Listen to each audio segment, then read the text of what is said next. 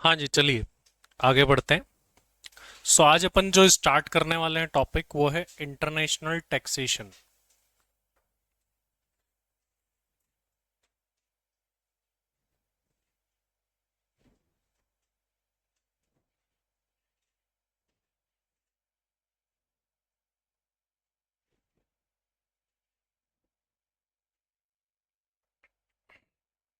CMA final direct tax का सबसे important topic है ये। एग्जाम के अंदर 40 to 50 मार्क्स कवर करता है। 40 तो ऑफिशियल है, जो बुक में बाइफरकेशन दे रखा है उससे ज्यादा ही आता है इवन। तो 40 to 50 मार्क्स कवर करने वाला चैप्टर है। अब इंटरनेशनल टैक्सेशन है क्या, कोई एक सिंगल चैप्टर नहीं है, इसमें तीन चार टॉपिक्स आते हैं जो कि हमको एक साथ पढ़ने हैं। हालांकि है छोटे छोटे टॉपिक्स। वो टॉपिक्स कौन कौन से हैं जो कि हमें इंटरनेशनल टैक्सेशन के अंदर पढ़ने हैं, उसको देखते हैं। सबसे पहले जो टॉपिक पढ़ेंगे उसका नाम है डीटी डबल ए, जो कि अभी अपन स्टार्ट भी करने वाले हैं इसी क्लास के अंदर।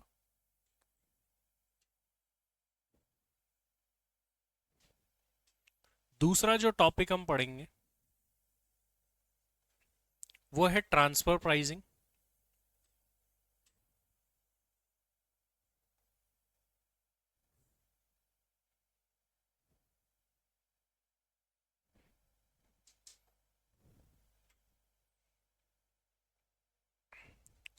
नेक्स्ट है गार।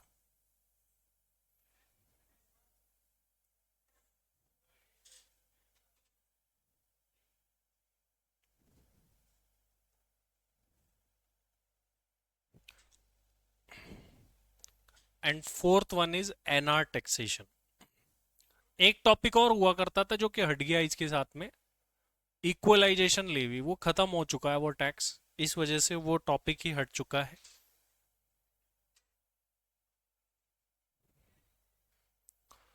तो ये वो टॉपिक्स हैं जिन्हें हमें पढ़ना है।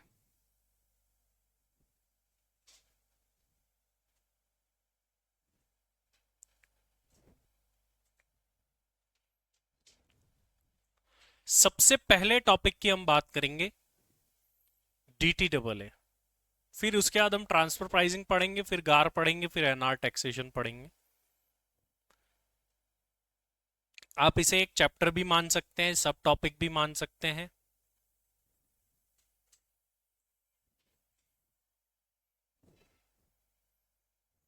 डीटी डबल ए का मतलब है डबल टैक्सेशन अवॉइडेंस अग्रीमेंट।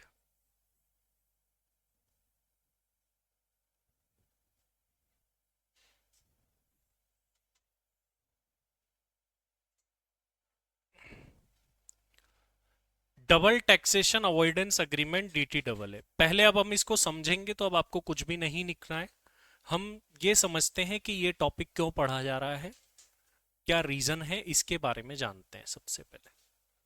देखिए, इस टॉपिक को समझने से पहले हमको ये जानना होगा कि दुनिया में कोई भी कंट्री अगर आपसे टैक्स ले रही है तो किस बेसिस पे ले रही है, उनका बेस क्या है, आखिर आपसे वो टैक्स ले क्यों रही है।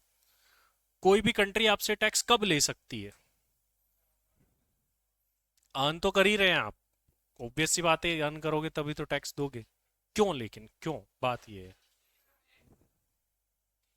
एक्ट बना हुआ है, एक्ट के अंदर ऐसा क्या लिखा हुआ है जिस वजह से लेती है?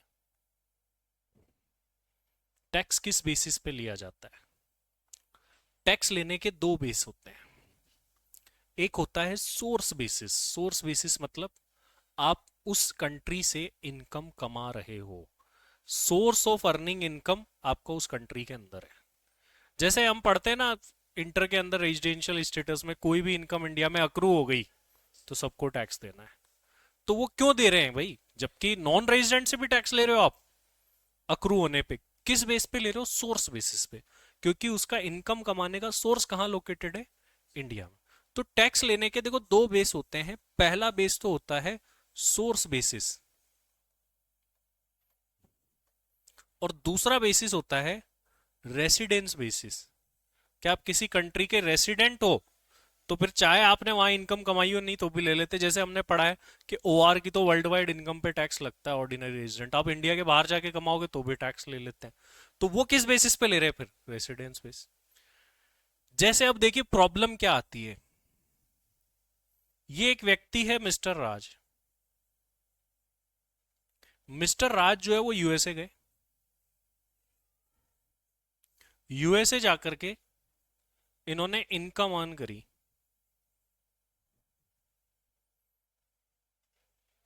20 लाख की। अब यूएसए में जाके इनकम कमा रहे हो, क्या यूएसए टैक्स लेगा कि नहीं लेगा? यूएसए ने इनसे टैक्स ले लिया। यूएसए ने 10% का टैक्स ले लिया, दैट इज 2 लाख। अब यही इनकम लेकर के ये इंडिया में आ गए।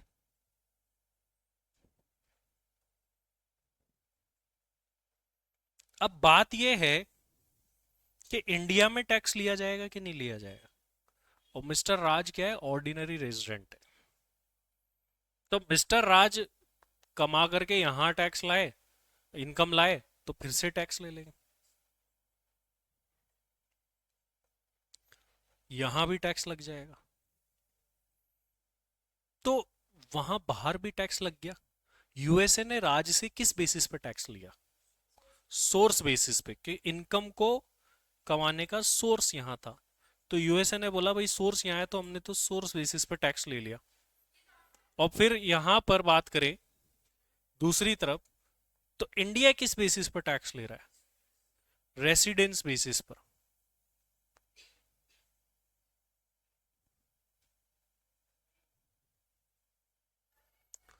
तो एक इनकम को अगर देखा जाए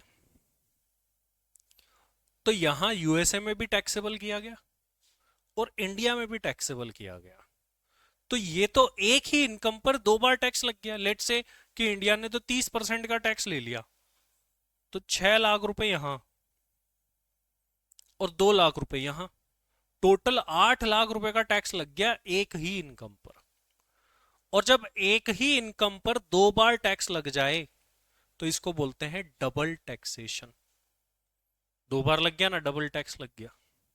लेकिन ये डबल टैक्स लगना सही है या गलत है? गलत है भाई, ऐसे तो फिर कोई बाहर जाके कमाएगा ही नहीं। तो इसको ठीक करने के लिए कि भाई ऐसी प्रॉब्लम्स ना आए, इसके लिए दो कंट्रीज आपस में बैठती है और एग्रीमेंट बनाती है कि भाई ऐसी सिचुएशंस ना आए। डबल टैक्सेशन को अवॉइड करने के लिए जो एग्रीमेंट बनाए जाते हैं उसे बोलते हैं डबल टैक्सेशन अवॉइडेंस अग्रीमेंट, जो कि इस चैप्टर का नाम भी है डीटी डबल ए। इस चैप्टर में हम पढ़ने क्या वाले हैं? अब ये जो मिस्टर राज है इसकी इनकम निकालनी और टैक्स निकालना है अपने को। तो इसका टैक्स जैसे बना 6 लाख, तो क्या ये 6 के 6 लाख इससे ले लेंगे? क्या सवाल ये है। बोले अगर 6 के 6 लाख इससे मांगोगे, ये बोलेगा दो तो वहीं दे आया। तो हर कंट्री अपने हिसाब से अलग अलग एग्रीमेंट बनाती है। मान लो इन दोनों का ऐसा एग्रीमेंट हो रखा है कि भाई जितना टैक्स हमारा यहाँ का व्यक्ति यूएस में दे आएगा उतना हम इनको क्रेडिट दे देंगे, लेस कर देंगे। तो फिर 6 लाख में से 2 लाख कम होके इससे कितना लेंगे? 4 लाख। ये यूं भी बोल सकते हैं कि वहां जितनी इनकम कमाई उसका 10% क्रेडिट दे देंगे, 5% दे देंगे। अब आपसी एग्रीमेंट में कुछ भी लिखा जा सकता है भाई। जैसा एग्रीमेंट में लिखा गया है वैसे क्रेडिट दे दिया जाता है। एक तो जब दो देश आपस में बैठ करके क्रेडिट, जिसको हम यहां पर बोलेंगे रिलीफ दे रहे हैं इसको डबल टैक्सेशन से, जब दो देशों के बीच में आपस में बैठ के एग्रीमेंट बन रखा है, दोनों देशों ने डिसाइड कर रखा है कि हम कैसे डबल टैक्स से रिलीफ देंगे, तो इसे बोलते हैं बायलैटरल रिलीफ। क्योंकि दोनों देश मिल करके दे रहे हैं इसलिए बायलैटरल रिलीफ। बट कल को सर ऐसा हो जाए कि इंडिया और यूएस के बीच तो कोई एग्रीमेंट ही नहीं है, तो भी क्या इंडिया रिलीफ देगा? क्या सवाल ये है। आंसर इज यस, तो भी देगा। जब दो देशों के बीच में कोई एग्रीमेंट ना हो तो आपकी जो होम कंट्री होती है ना, जिसको हम रेसिडेंस कंट्री भी बोलते हैं, वो आपको डबल टैक्स से छुटकारा देगी, मतलब रिलीफ देगी। जब एक ही कंट्री रिलीफ देगी तो इसे बोलेंगे यूनिलैटरल रिलीफ। दोनों कंट्री दे रही है तो बायलैटरल, दोनों तरफा, और एक ही कंट्री दे रही है तो यूनिलैटरल। इस चैप्टर में हमें यह पढ़ना है कि वो बायलैटरल रिलीफ कैसे निकालते हैं, कैसे देते हैं, और यूनिलेटरल रिलीफ कैसे निकालते हैं और कैसे देते हैं। इसका टैक्स निकालना होगा, पहले तो इस व्यक्ति की इनकम निकालेंगे, फिर इसका टैक्स निकालेंगे और उस टैक्स में से रिलीफ देंगे, यूनिलेटरल बायलैटरल। बायलैटरल रिलीफ के लिए सेक्शन 90 पढ़ेंगे, यूनिलेटरल रिलीफ के लिए सेक्शन 91 पढ़ेंगे। जैसे ही दो सेक्शन पढ़ेंगे ये टॉपिक खत्म। तो इस चैप्टर में हमको पढ़ना क्या है, रिलीफ कैसे निकालते हैं। टैक्स निकालना तो हम सीख ही चुके हैं, तो इस टैक्स में से रिलीफ देना हमको सीखना है कि वो कैसे दी जाती है। एग्जाम में श्योर क्वेश्चन है, 14 मार्क्स का चैप्टर है ये। टॉपिक है कितना, 3 4 5 क्लास का बस ये DT डबल है, फिर 14 का ट्रांसफर प्राइसिंग है। तो 4 5 क्लास के अंदर ये वाला टॉपिक अपन करने वाले हैं 14 मार्क्स का। या तो इससे दो प्रैक्टिकल आएंगे या फिर एक थ्योरी प्लस एक प्रैक्टिकल आएगा, ये इसका पैटर्न रहता है। चलिए अब कुछ चीजें हम लिखते भी है इससे रिलेटेड और पढ़ते भी है।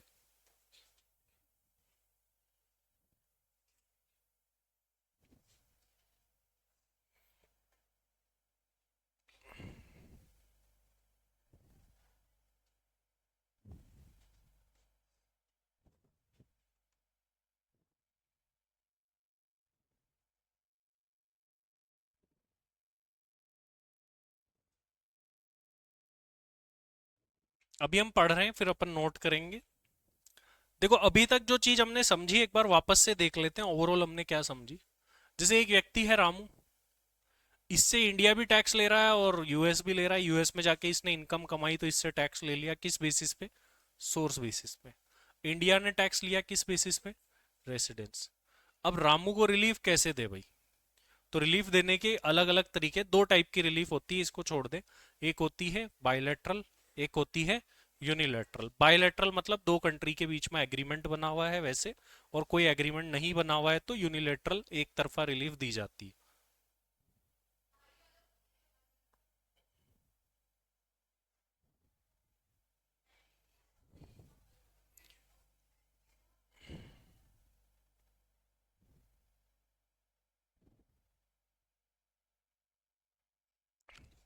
अब क्या होगा कि डबल टैक्सेशन क्या होता है ये तो हमने समझ लिया। डबल टैक्सेशन को अवॉइड करने के लिए क्या बनाए जाते हैं, डबल टैक्सेशन अवॉइडेंस अग्रीमेंट, जिसको हम DT डबल ए बोलते हैं।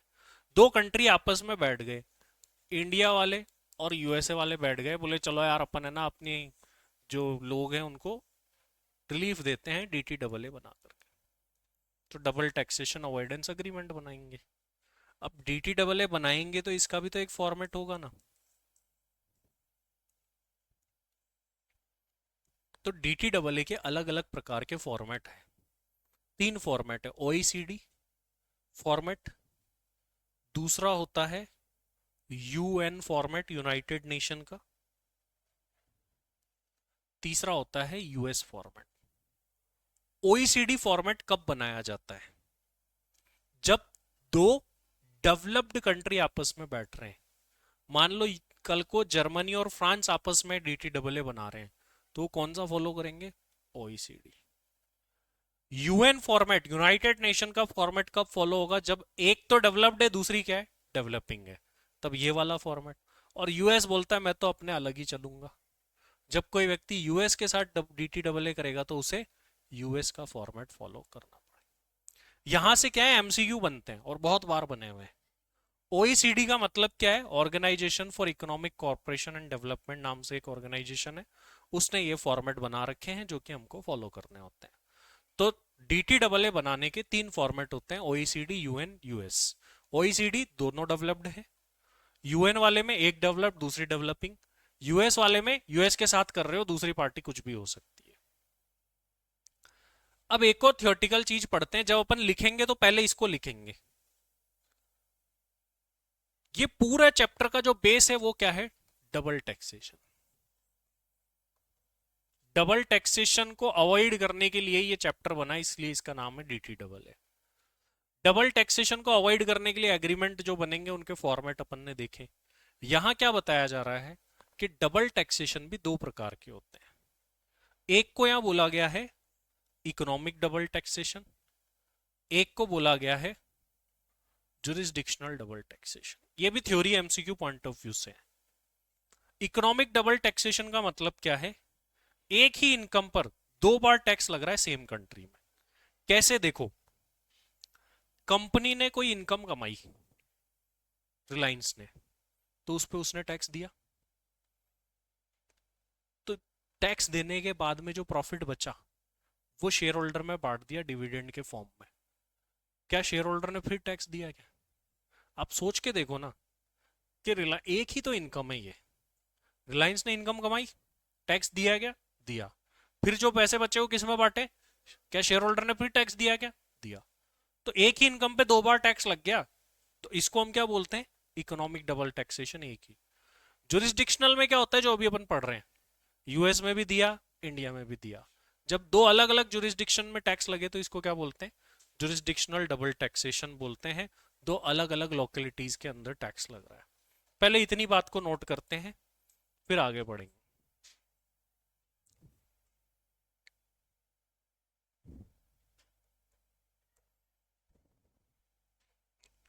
ये इससे पहले भी, हाँ ठीक है, यही लिख लिया। यहां से लिखेंगे, ये वाला नहीं लिखेंगे, हाउ टू गिव रिलीफ। बस ये एग्जाम्पल एग्जाम्पल लिखना है पहले।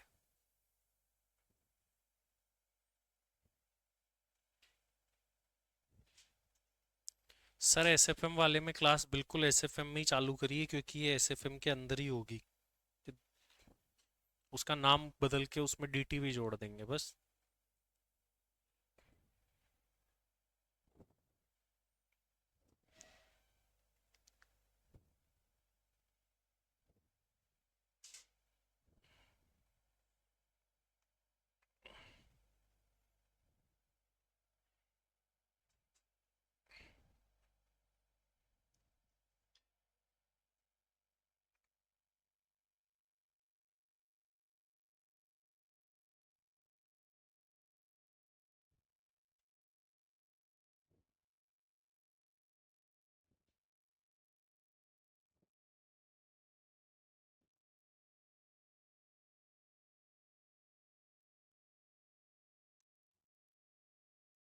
एग्जाम्पल लिखने के बाद इसके नीचे लिखिए,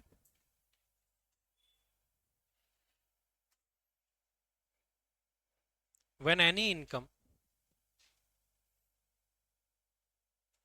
when any income is taxed twice, when any income is taxed twice,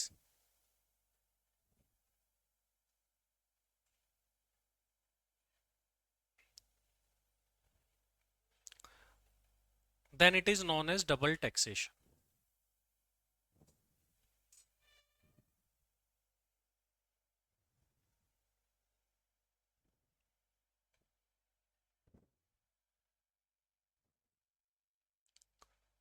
For avoiding this double taxation, for avoiding this double taxation,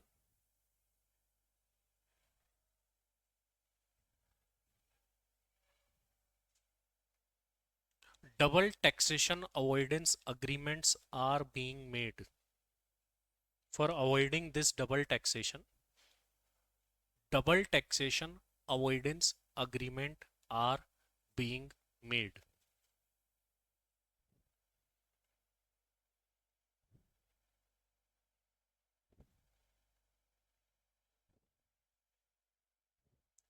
Double taxation are of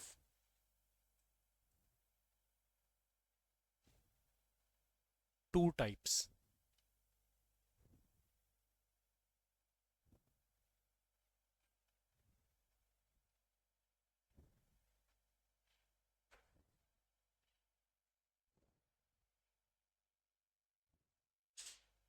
फिर हम ये लिखेंगे उसके नीचे।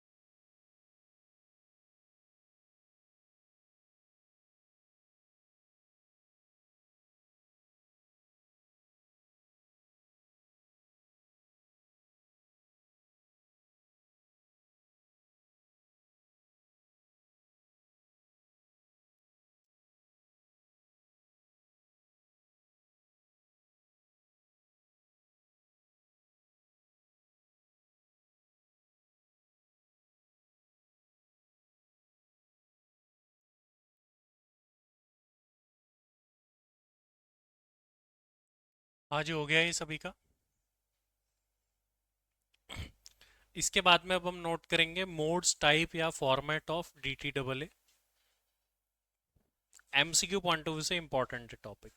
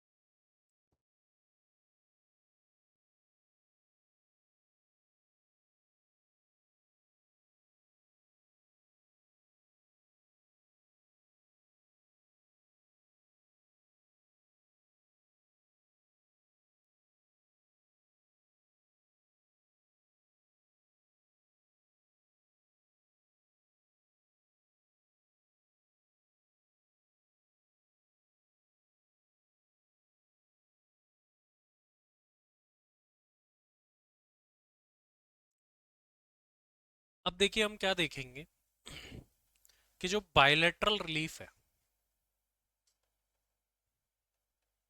वो कैसे दी जाती है। हमें दो टाइप की रिलीफ पढ़नी है। अब उन रिलीफ के बारे में बात करेंगे अपन, और उसके मेथड्स की भी बात करेंगे।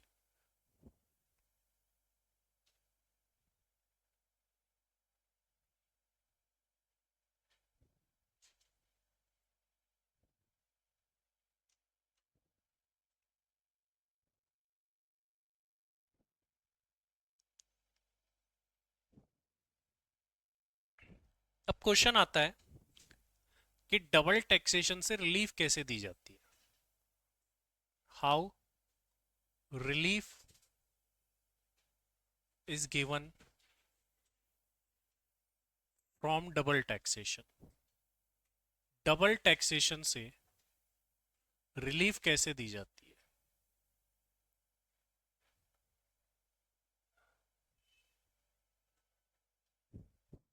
तो यहाँ पे दो टाइप की रिलीफ है। देर आर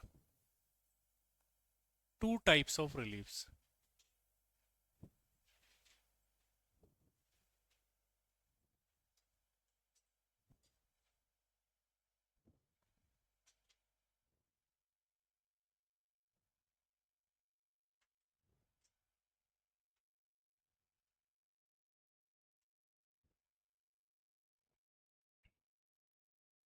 एक होती है बायलैटरल रिलीफ।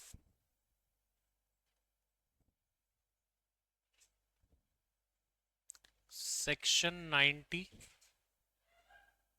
एंड 98।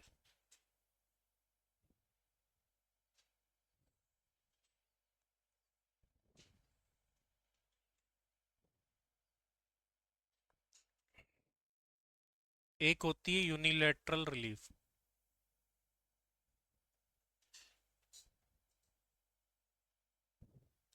जो कि हम पढ़ेंगे सेक्शन 91 में।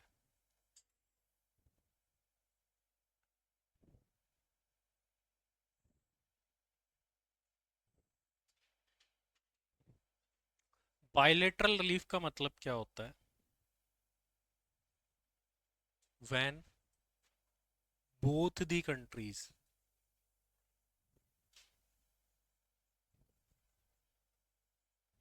have dt डबल ए, दोनों कंट्रीज के बीच में dt डबल ए बना हुआ है, देन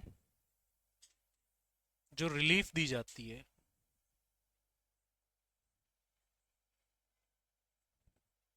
अकॉर्डिंग टू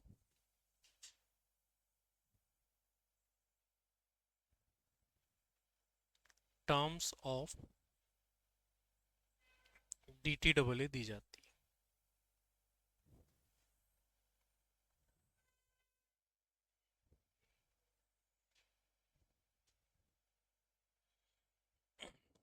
जब दोनों कंट्रीज के बीच में dt डबल ए ना हो,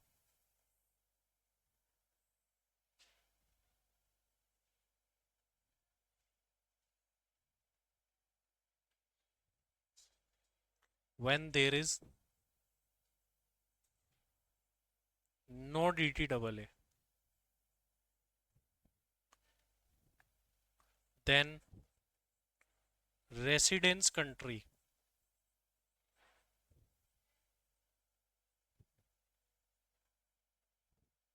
allows relief।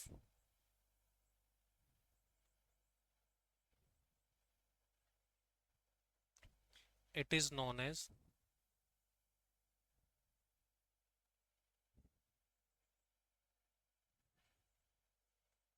bilateral relief, unilateral, it is known as unilateral relief।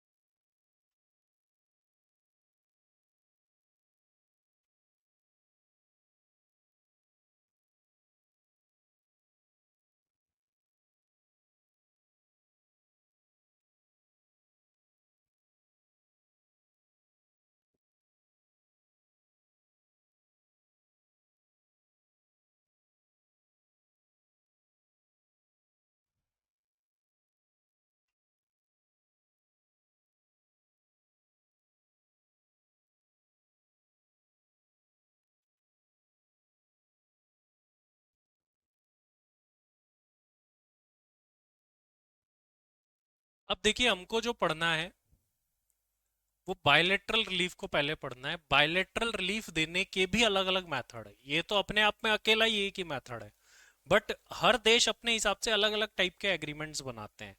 तो अब अपन देखने जा रहे हैं कि बायलेटरल रिलीफ के जो मेथड्स है वो कौन कौन से हैं। कि बायलेटरल, फिर अपन इन मेथड्स को पढ़ने वाले एक एक करके, और इनका प्रैक्टिकल क्वेश्चन भी है फिर। मेथड्स या फिर रूल्स फॉर बायलेटरल रिलीफ।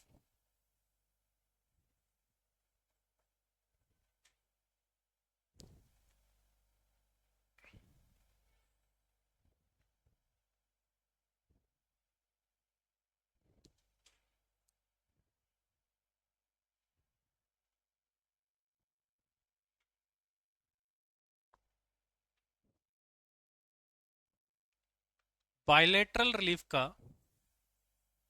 पहला मेथड है tax exemption.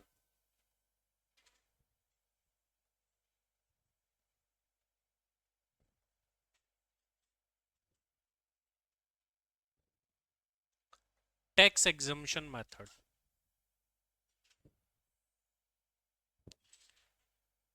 Tax exemption method में भी दो सब मेथड है।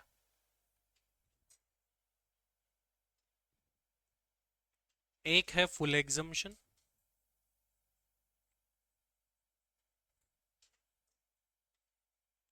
और एक है एग्जम्पशन विथ प्रोग्रेशन।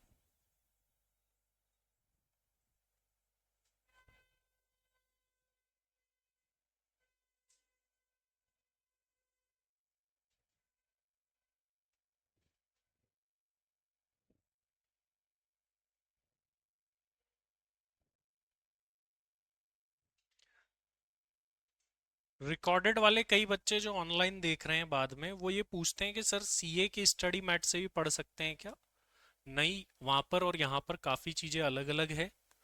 तो सीए से हम कुछ क्वेश्चन अडॉप्ट कर सकते हैं बट सारी चीजें सेम नहीं पढ़ सकते। अजम्पशंस का भी डिफरेंस है। तो जो क्वेश्चन है वो ऑलरेडी मैंने क्वेश्चन बैंक में डाल रखे हैं। नेक्स्ट है टैक्स क्रेडिट मेथड। एक है टैक्स एग्जम्पशन मेथड जिसमें फुल एग्जम्पशन और एग्जम्पशन विद प्रोग्रेशन इनको पढ़ना है। हालांकि फुल एग्जम्पशन हमारे प्रैक्टिकल पार्ट के अंदर है।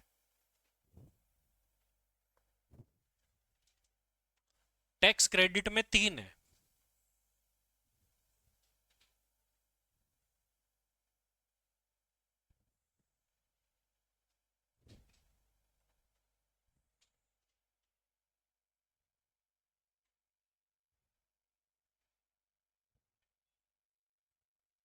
Direct credit, indirect credit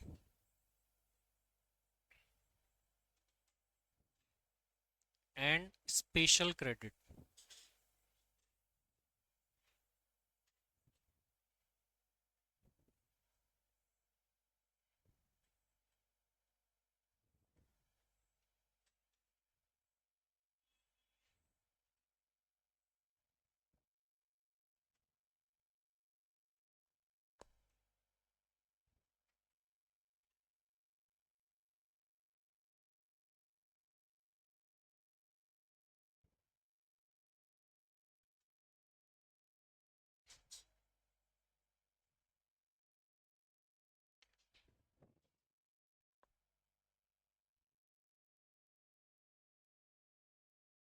online वाले एक बार बता देना, वॉइस ठीक से आ रही ना?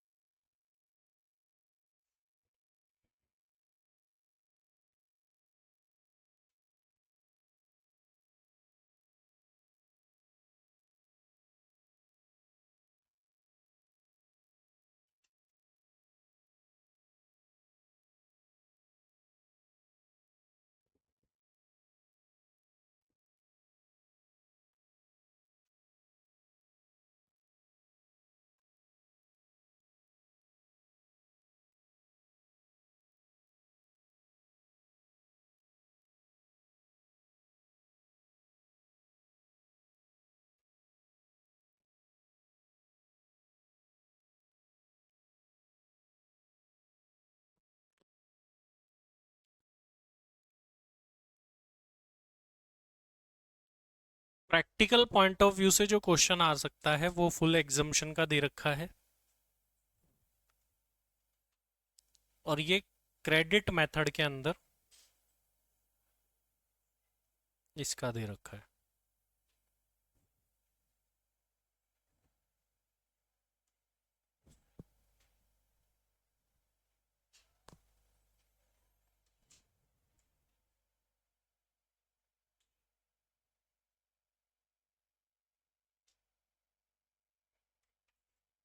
तो ये सारी चीजें हैं जो हमको पढ़नी है। टैक्स एग्जम्पशन में फुल और एग्जम्पशन विद प्रोग्रेशन क्या होता है, दोनों। टैक्स क्रेडिट मेथड में डायरेक्ट है, इनडायरेक्ट है और स्पेशल है। इनडायरेक्ट और स्पेशल थ्योरेटिकल और एग्जाम्पल है, मतलब ये प्रैक्टिकल के अंदर नहीं है। प्रैक्टिकल में क्या है, ये फुल एग्जम्पशन और ये फुल क्रेडिट, ये प्रैक्टिकल के अंदर है, जो कि जिसके क्वेश्चंस भी है हमको स्टडी मैट में करने हैं, क्वेश्चन बैंक में डाल रखे हैं। ये सभी का नोट हो गया। अब हम कुछ नोट कर रहे हैं, समझ नहीं रहे क्योंकि वो नेक्स्ट क्लास में समझेंगे, लेकिन नोट करके रख लेते हैं ताकि नेक्स्ट क्लास में हमें सिर्फ इसको समझना रहे। टैक्स एग्जम्पशन मेथड को नोट करके रख लीजिए, इसको पढ़ना है, और फिर ये मतलब बायलेटरल तो नेक्स्ट क्लास में हो भी जाएगी।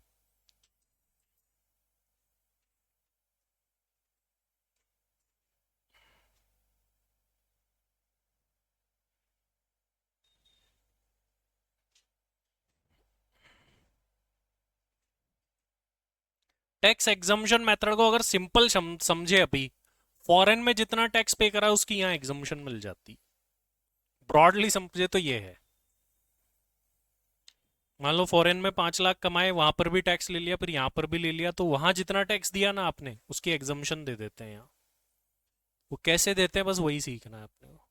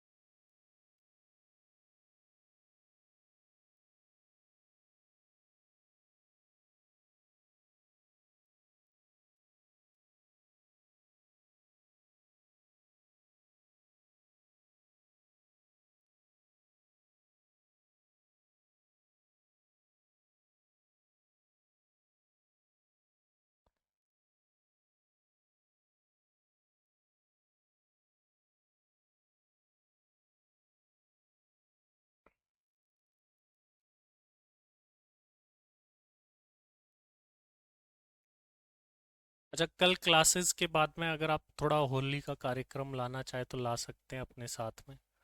कलर वलर गुलाल, वो पक्के कलर मत ले आना भाई। हम्म।